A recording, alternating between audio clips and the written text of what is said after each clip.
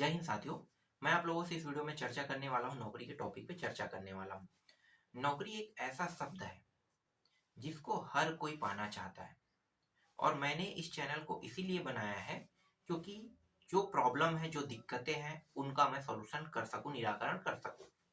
अब नौकरी कैसे पाया जा सकता है, इसके लिए आपको खुद पढ़ना पड़ेगा और पढ़ने के लिए मेहनत करना पड़ेगा और मेहनत जैसे चीज जिससे होता नहीं है उसके लिए नौकरी है ही नहीं।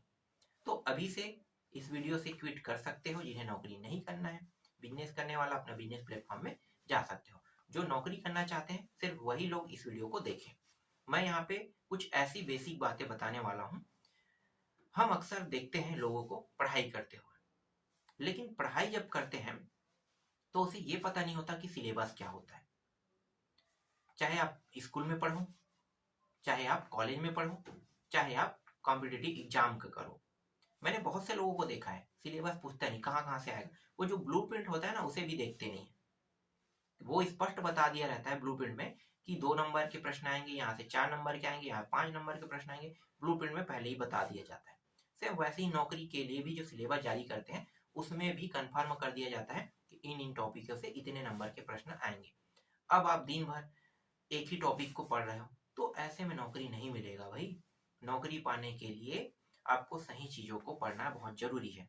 उसके लिए ही सिलेबस बनाया गया है। तो नौकरी जो है कई तरह के होते हैं। जो सबसे बड़ा पद होता है वो होता है यूपीएससी का होता है। यूपीएससी मतलब union public service commission. Union public service commission से कौन से पद को पाया जा सकता है? मेरा जो फेवरेट है ना वो आईएएस पद है, क्योंकि उससे बड़ा पद नहीं है और उतना जितना पावरफुल कोई पद नहीं है।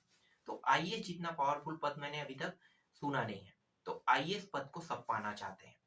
अभी अभी एग्जाम हुआ है और इंटरव्यू भी हो चुका है। ठीक है, एग्जाम हो गया, मेंस हो गया, इंटरव्यू हुआ है, अभी कुछ दिनों की बात है। तो सबसे बड़ा जो पद है वो है आईएएस का पद है। उसके जस्ट नीचे आईपीएस आता है। उसके बाद ए ग्रेड कर्मचारी के और बहुत सारे पद हैं, ठीक है, जो यूनियन पब्लिक सर्विस के द्वारा लिया जाता है।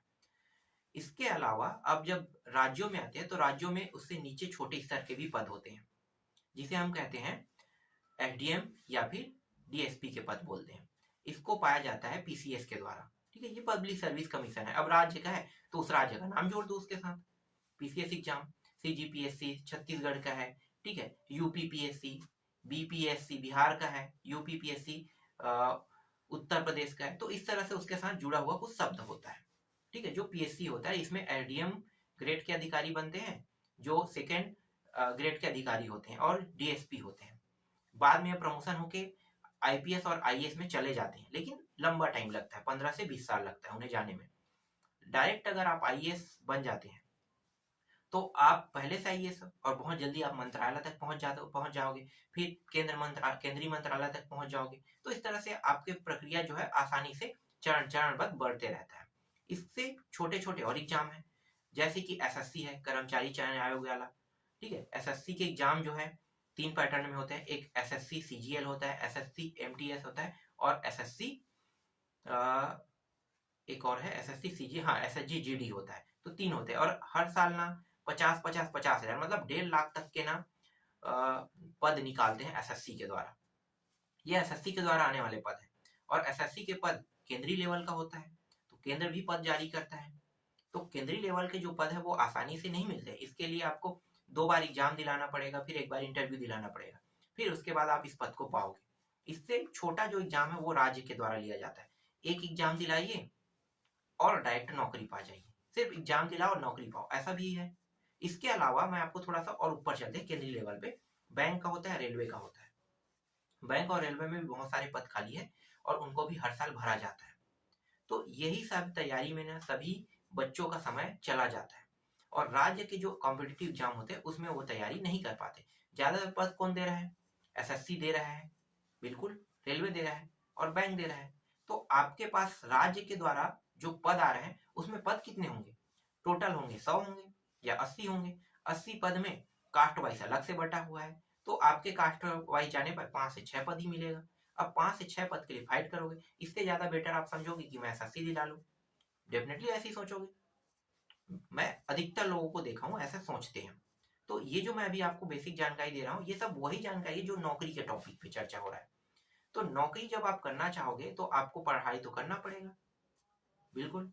लेकिन मैंने देखा है कि जब आप ऑनलाइन तैयारी करते हो तो ऑनलाइन तैयारी में गलती क्या करते हो पता है? आप कभी भी वीडियो को पूरा नहीं देखते हो। इसीलिए मैं हमेशा ऑनलाइन टॉपिक को तवज्जो नहीं देता हूँ।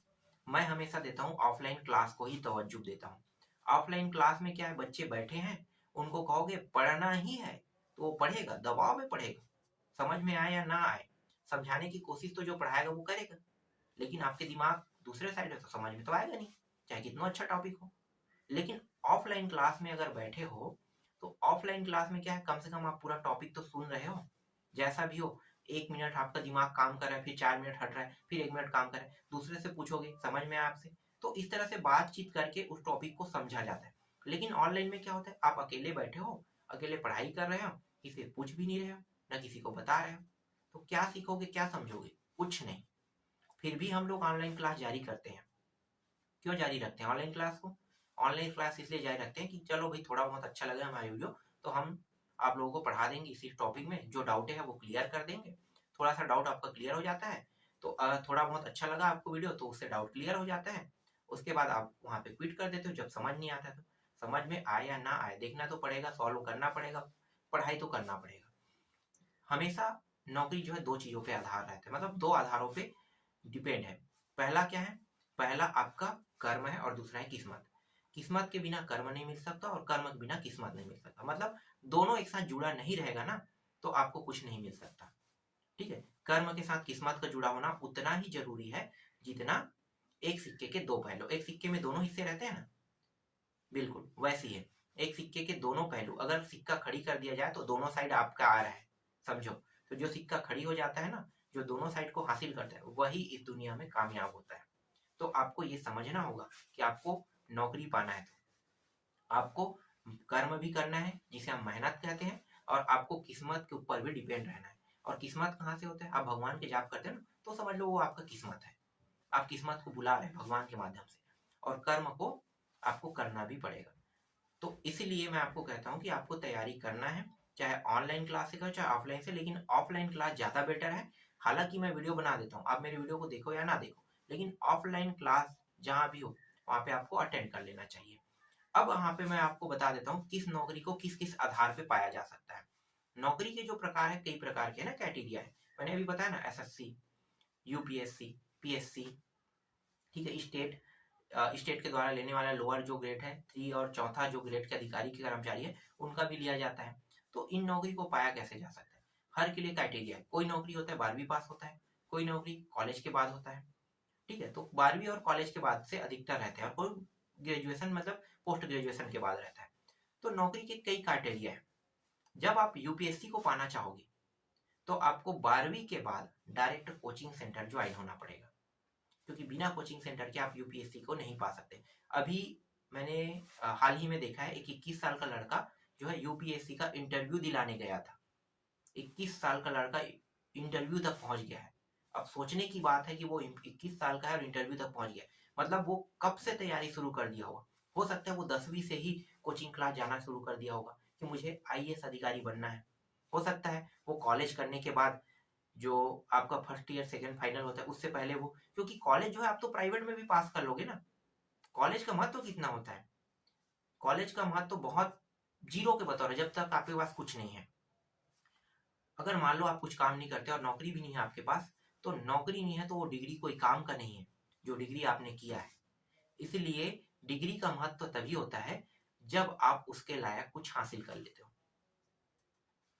डिग्री से सिर्फ ज्ञान की प्राप्ति नहीं होती, ज्ञान तो जरूरी है इस जीवन में चलने के लिए, लेकिन उससे भी ज्यादा जरूरी चीज है अपने लिए साधन जुटाना सरवाइव करने के लिए, क्योंकि बिना मेहनत के आप साधन नहीं जुटा सकते। आपको रोज चाहिए खाना, और खाने के लिए पैसा चाहिए, और पैसा कहाँ से लाओगे? अभी तक मैंने देखा है लोगों को कि इस टॉपिक पे सही से चर्चा नहीं कर पाते हैं और नहीं करना चाहते हैं। लेकिन मैं यहाँ पे इसमें टॉपिक में चर्चा इसलिए कर रहा हूँ क्योंकि जो चीज जरूरी है ना उस चीज को पाना बहुत जरूरी है। सबके लिए बहुत मुश्किल होता है और सबके लिए ये आसान नहीं होता है। आपको ये चीज हासिल करना है तो आपको उस लेवल बनना पड़ेगा। मेरा इतना ही कहना है आप लोगों से कि आप लोग ना जब गिव अप कर देते हो तो ये बात ध्यान में देना कि आप लोग गिव अप क्यों कर रहे हो। अगर आपको उस चीज को हासिल करना है तो उसमें 4 गुना और मेहनत बढ़ा दो। अगर वो 1 गुना है तो 4 गुना, 4 घंटा पढ़ते हो तो 4 घंटे से 4 गुना कर दो, आप 16 घंटे पढ़ो। कैसे नौकरी नहीं लगेगा? क्योंकि आप तैयारी को कम करते हो तो नौकरी पाने के चांसेस कम हो जाते हैं। तो आपको तैयारी कम नहीं करना है, तैयारी को 4 गुना बढ़ा देना है। मैं जानता हूं कि जब हम पढ़ने बैठते हैं ना तो हमारा माइंड जो है वो एक्सेप्ट नहीं करना चाहता। वो तब तक एक्सेप्ट नहीं करना चाहता जब तक कि आप उस चीज को सीख नहीं जाते। जैसे ही आप सीख जाते हैं ना तो आपका दिमाग एक्सेप्ट कर लेता है। उसके बाद कहता है ऐसा और चीज और हासिल करो अपने दिमाग में। फिर वो कहता है और थोड़ा हासिल करो, फिर और थोड़ा हासिल करो। तो जो ये चीज हासिल कर लेता है ना वही अपने जीवन में कामयाब होता है। तो आज के वीडियो में बस इतना।